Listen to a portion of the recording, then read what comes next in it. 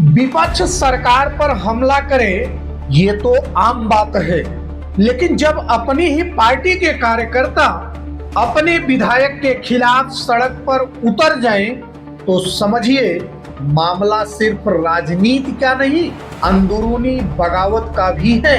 नमस्कार साथियों, मैं हूं पवन कुमार मिश्रा और आप देख रहे हैं हमारी खास रिपोर्ट आपके पसंदीदा मंच मन की बातें पर। साथियों, उत्तर प्रदेश के प्रयागराज से समाजवादी पार्टी के लिए एक ऐसी तस्वीर सामने आई है जिसने राजनीतिक गलियारों में नई चर्चा छेड़ दी है। जानकारी के मुताबिक समाजवादी पार्टी के राष्ट्रीय अध्यक्ष अखिलेश यादव प्रयागराज के एक होटल में ठहरे हुए थे। इसी दौरान पार्टी के कुछ कार्यकर्ता और नेता होटल के बाहर पहुंच गए और अपनी ही पार्टी के विधायक संदीप पटेल के खिलाफ प्रदर्शन शुरू कर दिया।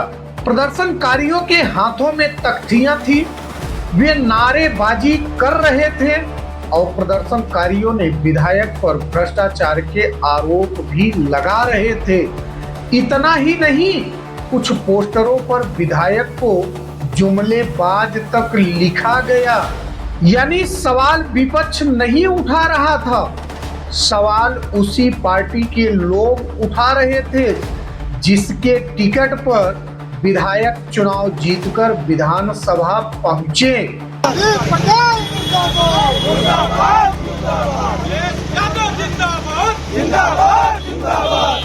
अखिलेश यादव से पैर नहीं, संदीप पटेल की खैर, अखिलेश यादव जिंदाबाद, जिंदाबाद, जिंदाबाद, संदीप पटेल मुर्दाबाद, मुर्दाबाद, मुर्दाबाद, अखिलेश यादव जिंदाबाद, जिंदाबाद, जिंदाबाद। आखिर इस मामले के राजनीतिक मायने क्या रखते हैं? साथियों, राजनीति में सबसे कठिन सवाल विपक्ष नहीं पूछता।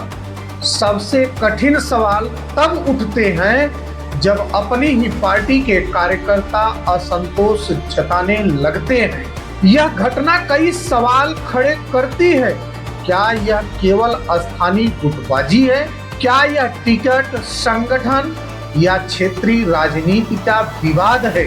या फिर कार्यकर्ताओं की शिकायतें इतनी बढ़ गई हैं कि उन्हें सार्वजनिक प्रदर्शन का रास्ता चुनना पड़ा?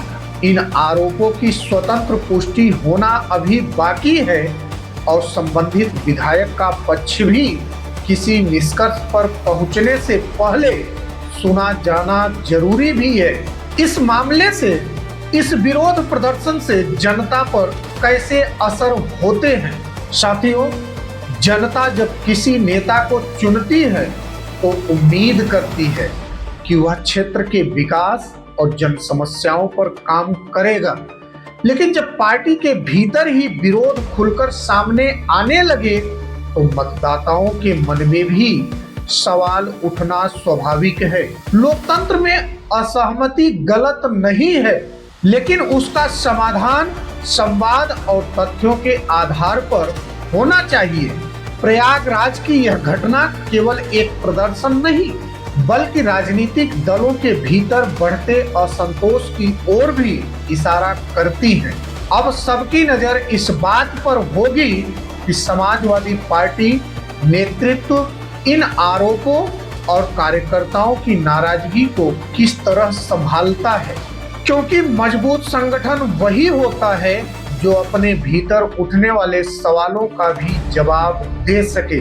जब किसी विधायक के खिलाफ आवाज विपक्ष नहीं बल्कि उसकी अपनी पार्टी के कार्यकर्ता उठाने लगे, तो क्या इसे लोकतंत्र की स्वस्थ आत्म आलोचना माना जाए या संगठन के भीतर गहराते असंतोष का संकेत है? साथियों, इस मामले पर आपके क्या विचार हैं? अपने विचार कमेंट में जरूर साझा करें।